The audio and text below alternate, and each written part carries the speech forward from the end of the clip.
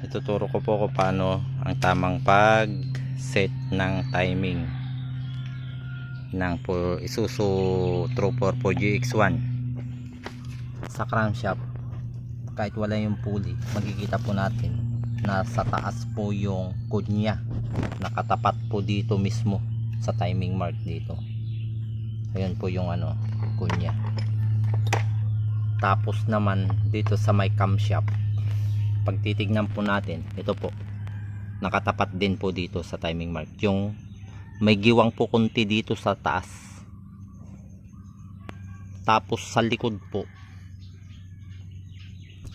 pag hindi po natin na itama po yung tamang bilang ng ipin dito sa may likod, meron po kasing yung tinatawag po nating crankshaft sensor, meron po kasing pinagkukuhanan ng signal. Bibilang po tayo ng 15, yun po ang tamang timing para umandar.